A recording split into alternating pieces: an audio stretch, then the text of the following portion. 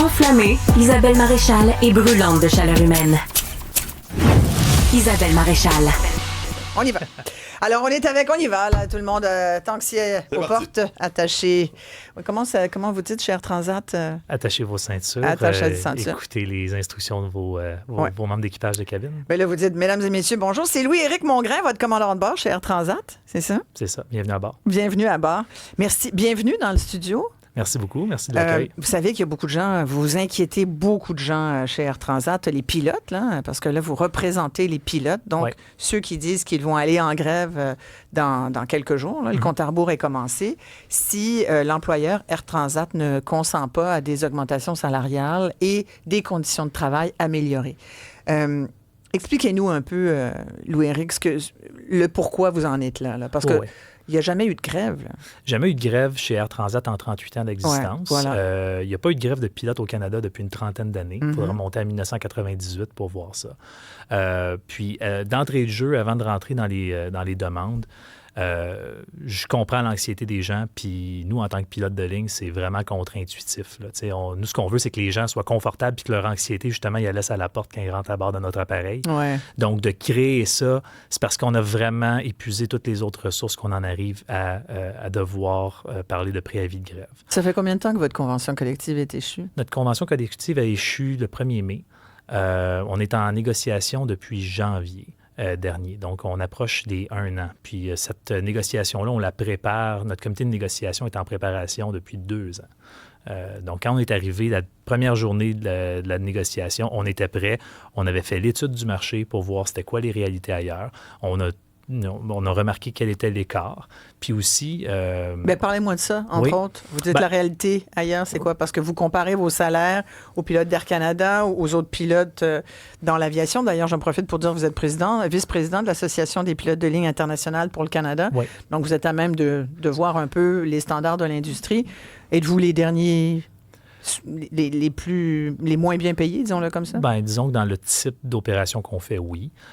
Puis encore là, la rémunération, c'est quand même global. Je veux juste le dire, parce que souvent, on va parler du salaire comme étant le point d'enjeu le plus visible, mais il y a quand même, moi, je sépare ça en 4 piliers. Donc oui, il y a le salaire de 1. Deuxièmement, il y a les avantages sociaux, donc fonds de pension, assurance collective. Ouais. Il y a les règles de planification d'équipage.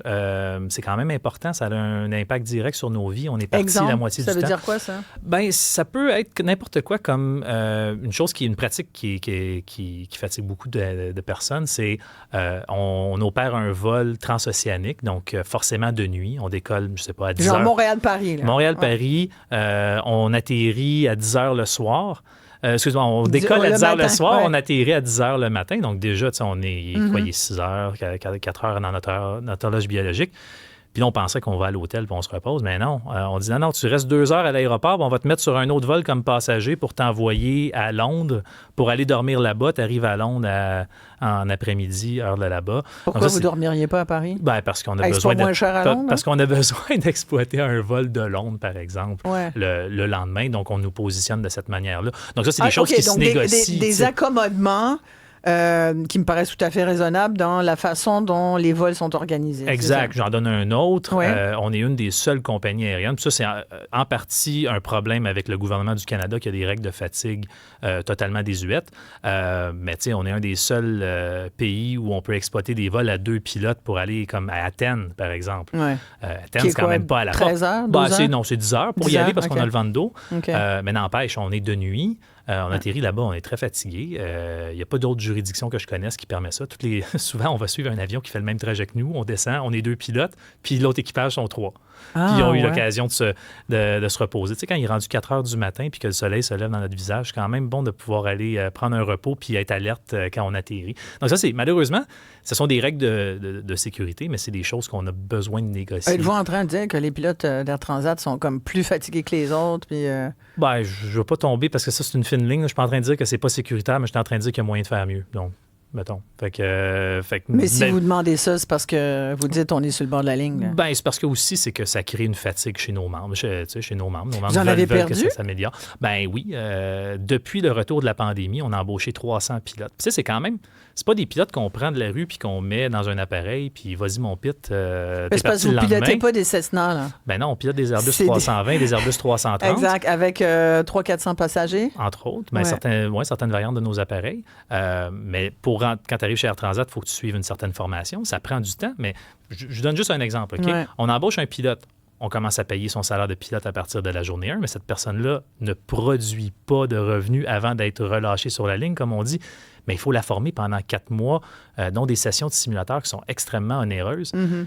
Et on a perdu ces gens-là. Donc, combien d'argent on a laissé en frais de formation? Ils sont allés travailler dans d'autres compagnies aériennes? Qui offrent des salaires plus intéressants. Mais le salaire, par exemple, vous parliez là, des standards de l'industrie. Vous faites combien en moyenne chez Air Transat? Chez Air Transat, c'est parce que c'est une échelle qui est extrêmement variable. On embauche des gens, tu sais, je dirais que ça vous accompagne à peu près une vingtaine d'années. On embauche des gens comme premier officier, première année. Puis après ça, l'échelle va varier selon quel siège on est. Donc, on est premier officier, on appelle ça copilote aussi, ou commandant de bord. Puis ensuite, ça s'échelonne. On recommence commandant de bord année 1, peu importe le nombre d'années qu'on a passé comme copilote, puis après ça s'échelonne sur 12 ans. Donc, puis après ça, il y a une différence selon le type d'appareil qu'on vole ou pas. Donc, c'est très difficile de vous donner une médiane, mais n'empêche que la différence est quand même marquée parce que moi, j'ai des copilotes chez Air Canada présentement qui gagnent plus que moi comme commandant de bord. Ah ouais? Ça donne une idée de l'écart. Mais pour revenir au point initial, c'est que quand on négocie une convention collective... Mais c'est-tu le salaire qui est l'élément principal, vous diriez? Il y en a un, mais il y a un qui est comme méconnu, mais que je veux mettre de l'avant, c'est la protection d'emploi. C'est-à-dire que les compagnies aériennes, puis ont le droit de le faire, signent des accords commerciaux avec différentes compagnies aériennes. Mais quand la compagnie vend un billet, ça ne paraît pas aux passagers, mais souvent, ça va être opéré par... Oui, on voit ça de plus en plus. On voit ça. Ouais. Mais si on n'a pas de protection pour dire, OK, 80... Je donne un chiffre comme ça, là, X% des vols vendus par Air Transat doivent être exploités par des pilotes d'Air Transat, nous, ça donne de la valeur à la convention collective. Si la sous-traitance est facile d'accès, tout le contenu de la convention collective est quasiment caduc parce que la sous-traitance, on va donner ça au moins cher coûtant plutôt que de donner à nos pilotes. Vous êtes combien de pilotes déjà? 750. Bon. Est-ce que vous allez être en grève vraiment? C'est sérieux? Jusqu'où est-ce sérieux? Si vous le dites, là, ce mandat de grève a quand même été donné.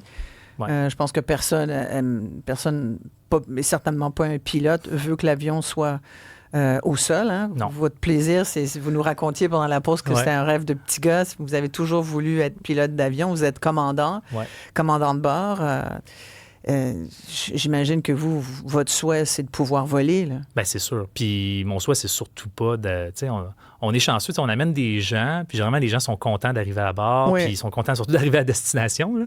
Surtout ça? Il y en a même qui applaudissent! Oui, encore, hein, c'est assez répandu. Je dirais, moi, je suis basé à Toronto, puis c'est pas exclusif au Québec. Les Anglais, ils applaudissent aussi. Il y a une prominence québécoise, mais je dirais que c'est pas exclusif. Est-ce que vous riez des fois? Quand vous entendez le monde applaudir. Fait que je disais, t'as-tu vu comment j'ai fait une belle job? C'est quand même pas pire. Là, bon. Mais pour revenir au point de base... Est-ce sérieux? C'est ça. C'est ça. Oui, c'est sérieux. L'idée de la grève, là. Moi, j'ai 99% de mes membres qui sont des pilotes comme moi, là, dont le rêve, ça a toujours été de devenir pilote de ligne. On ne le devient pas par accident. C'est quand même un parcours qui nécessite de savoir où on s'en va. Là.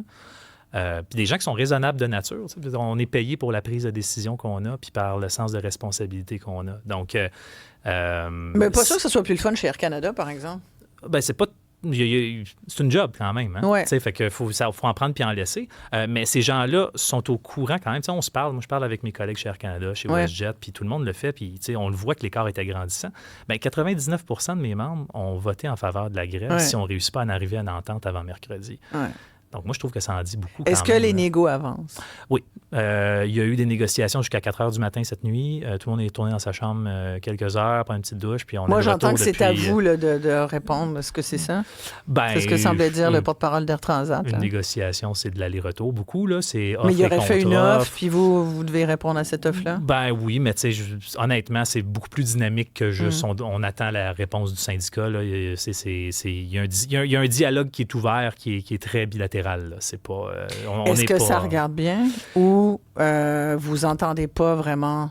Ben moi, j'aime pas faire des garanties que je peux pas tenir parce que dans ce cas-ci, je ne contrôle pas la partie patronale. Moi, ce que je contrôle, c'est notre partie. Puis moi, ce que je dis à tout le monde, c'est que nos équipes sont à pied d'œuvre, disponibles 24/7 pour arriver à une entente. On va pas s'éloigner de la table de négociation. On est là, on est prêt, on veut une entente. Sur quoi, là, vous voulez pas du tout? Là, sur quoi, là? C'est ça...